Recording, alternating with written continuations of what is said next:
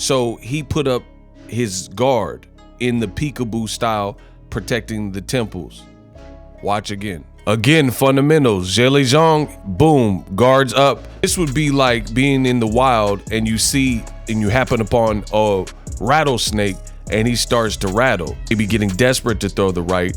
He puts up his guard and it's like bracing for impact and setting the trap.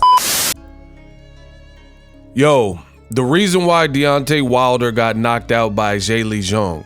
As you guys know, if you follow my channel, Wilder got knocked out by Zhang. I'm going to explain in this video in the simplest terms what went wrong. Before I break it down technically, I'll just say Wilder and Zhang were coming off of a loss.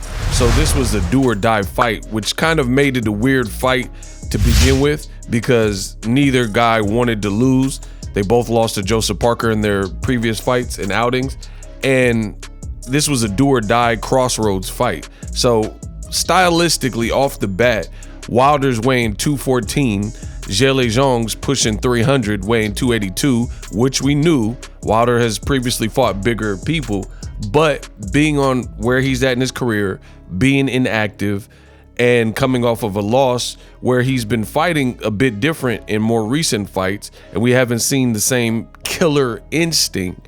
For me, this was always a stylistic bad matchup. Now let's get into the fight. Deontay started boxing late, therefore he's relied on certain things. When you're younger, maybe you can get away with it. As you get older, Father Time is undefeated, so you're not able to always get away with the same things maybe you got away with early 20s, late 20s, and he started boxing late. Now as he's slowing down, been more inactive, that's where the separation shows and or lack of fundamentals, which we'll break down in the next minute with a technical breakdown of why Deontay Wilder was knocked out by Zhang.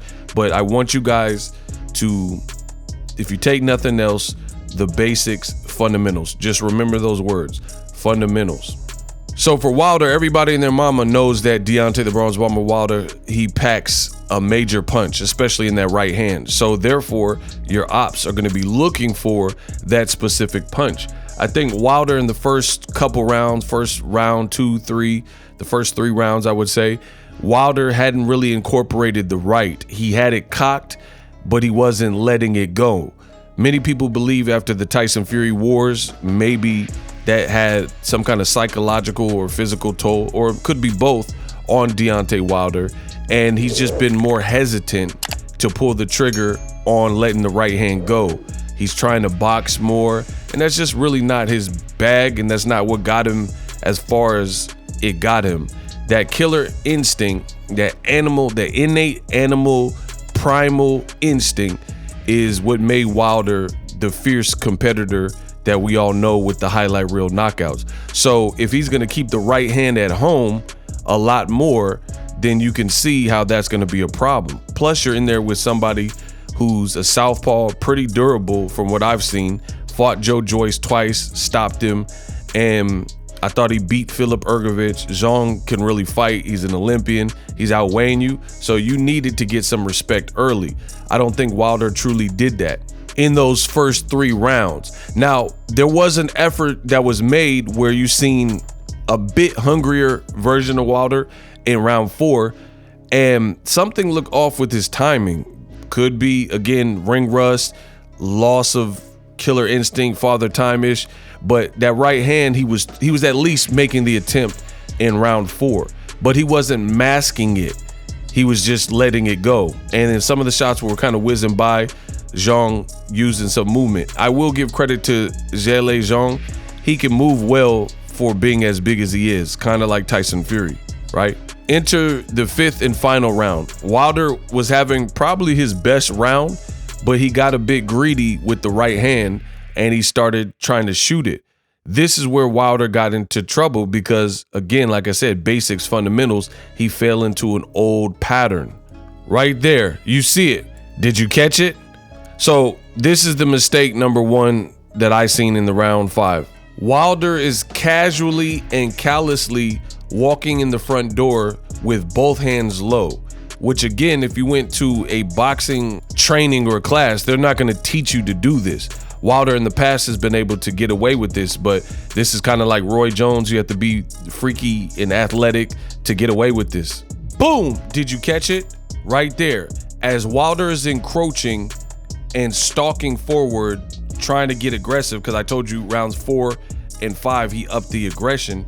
Watch this very subtle move by Zhang. He knew Wilder was getting ready to attack, so he put up his guard in the peekaboo style, protecting the temples. Watch again. Again, fundamentals. Zhang, boom, guards up, protecting the temple area. So from a fight perspective, this would be like being in the wild and you happen upon a rattlesnake and he starts to rattle. Something is up. He's anticipating the attack. Very smart play from Zhang. To me, this means he's anticipating the attack. He knows Wilder's been trying to land the right and he's maybe getting desperate to throw the right. He puts up his guard and it's like bracing for impact and setting the trap. Wilder doesn't peep this and sees this. It's business as usual. Maybe when Wilder was younger or before the Tyson Fury fights, he can get away with doing something like this, but against a bigger guy who's seen it coming, now it becomes telegraphed. The other major issue with it is you're trying to throw the right hand naked, which also furthers it being telegraphed and kind of gives your opponent less to think about, versus if you threw a left hand or a left jab, blinded them or caused their head to move, and then you clip them with the right hand, that becomes something different. But Wilder literally walked through the front door, loaded up the right. His opponent's anticipating the right, ring IQ, fundamentals, and he put his guard up to catch him. Furthermore, Wilder actually dips right there. Boop, you see the dip? Dips his body before he throws, further indicating that he's about to launch an attack. That's not something Zhang's seen this a mile away, and he meets him at the front door with this, a check hook. Again, Wilder fully exposed, not protected, gloves not up. These are the mistakes that are being made that I'm seeing.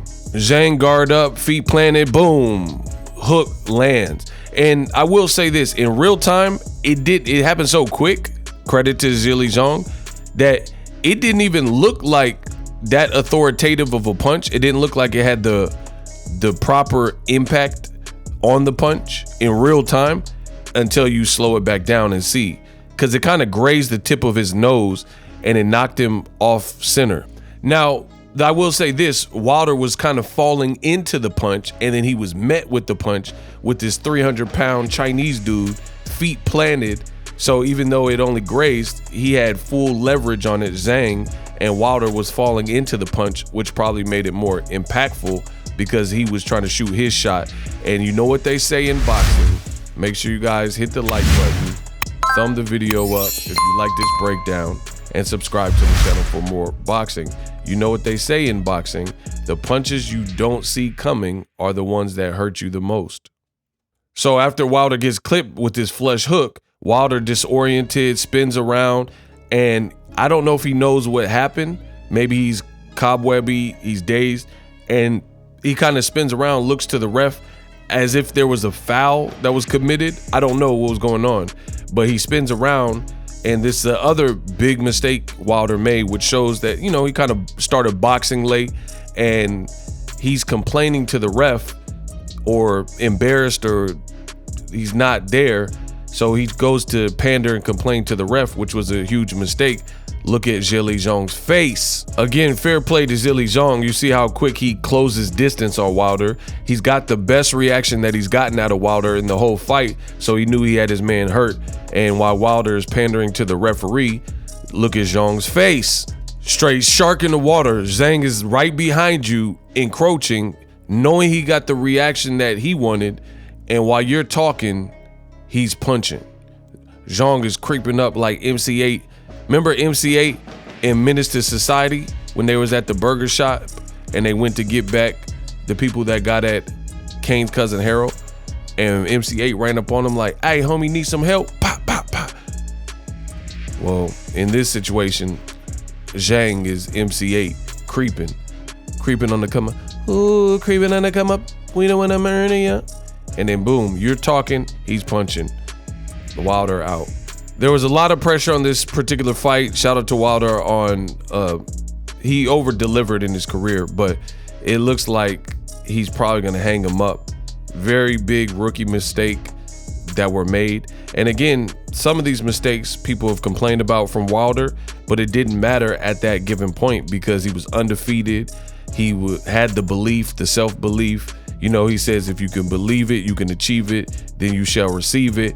But now Wilder, if he's not gonna let the right hand go, plus make these mistakes, maybe father time, maybe inactivity, these types of things, has just made it so Wilder's a different fighter. The animal instinct, making the mistakes, you can't do it. And that's what I said to you guys before. You look at Sergio Martinez, after the Chavez fight, his knee was messed up and he had ligament damage. And without the ability to move on his feet like he once did, he's a different fighter. That's why you're seeing a much smaller Cotto destroy him. But then to me, and that's not taken away from Miguel Cotto, but it wasn't the same Sergio Martinez that he faced. You see what I'm saying? Because Sergio beat guys like Kelly Pavlik and Paul Williams and guys Chavez much bigger, but then he can't beat Cotto. I think timing matters, like I've always said in boxing a lot. It's not that Wilder didn't make the mistakes before, it's that as you slow down, you can't afford to make the same mistakes, which is why I said the theme for this video was basics and fundamentals. So that's what I seen what went wrong for Wilder. Zhang is just more technically proficient. It was a do or die high pressure fight. Wilder tried. He tried to make, you know, the rounds connect like a slinky. He tried to get the right hand in there, but he did it in a method that Zhang wasn't gonna bite on. So this was an extremely dangerous fight, which is what I told you. Remember, in the buildup, I kept saying the same thing. I met Zhang. He's a big dude. He's a southpaw. This is a dangerous fight. This is a dangerous fight. Unfortunately, I knew exactly what was going to happen in this particular fight because everything was bad. The styles are bad. Wilder hasn't been active enough. I think that's another big thing that hopefully fighters can learn from the mistakes of others. Wilder being inactive is not good for his style. I think that activity would do an athletic, naturally gifted fighter well, versus if you're a guy like Floyd Mayweather and you have technical ability, and guys like Juan Manuel Marquez, who doesn't just rely on supreme athleticism, inactivity will hurt you too, but it's not gonna hurt as much as the guys that thrive on natural ability and attributes. Because if you lack ability, like fundamental ability, but you have a lot of natural inability, something can get lost in those down moments of your career of inactivity. So inactivity is a killer for all, but especially fighters who are heavily reliant on being superior at a certain thing, right? As opposed to like, I'm the most fundamentally sound. I'm like a Bernard Hopkins, you know, someone who's very technical, very fundamental, things like that. So just imagine a very scientific, like let's say Steph Curry, a shooter like that. If he doesn't play, he's not gonna just forget how to shoot overnight, even if he hasn't played ball in a year. But then if you have a person who's reliant on a very physical game, you know, like a Allen Iverson, where he's running up and down the court and he got higher energy levels, and then he doesn't play for a while, then his cardio might not be good, so the crossover might not be there. And that's how it is in boxing. Wilder needed to be active. He needed probably some tune-ups to become more familiar with this new style that they were trying to implement, but they never really gave him that. They never gave him that at all, and he just kept taking tough fights that were tough fights on paper, no matter what. Robert Helenius, tough fight coming off a loss to Tyson Fury where you were stopped. Guy that knows you from sparring. Joseph Parker, former champion at that space. That was a tough fight. You only had one round with Robert Helenius, so you didn't get the rounds in. Joseph Parker, since he lost to Joe Joyce, he kept fighting. He continued to fight. He even fought in Saudi Arabia before the Wilder fight. And then now, coming off a loss to Parker, fighting this big Chinese dude, Zhang, knowing that technically he was better and had more, ring IQ. And then you're going to try to bank on knocking out someone 70 pounds bigger. You literally can't make any mistakes. And unfortunately for Wilder, mistakes were made, which I went over in this video, and it is what it is, and that's the outcome. You roll the dice. You can't just bank on the right hand at this point when guys are anticipating it, especially if, due to inactivity and maybe some of the losses and the wars with Tyson Fury, you're not going to pull the trigger on the right. You're just going to be a completely different fighter. So Wilder's had a hell of a career, but I think he should probably call it. Normally, I don't even tell people when, but my rules are always the same. When a fighter can no longer do what they're known for doing, like if you're known for having a granite chin and then now non-punchers are hurting you, then it's probably time to retire. Or if Wilder, he was making mistakes before, but he was able to be so dominant with his right hand, or his reflexes were quicker, sharper, his confidence was more, so he was able to get away with a lot of that stuff. But as you get older, Father Time's undefeated. These are the mistakes that Deontay Wilder made. For more breakdowns like this, subscribe.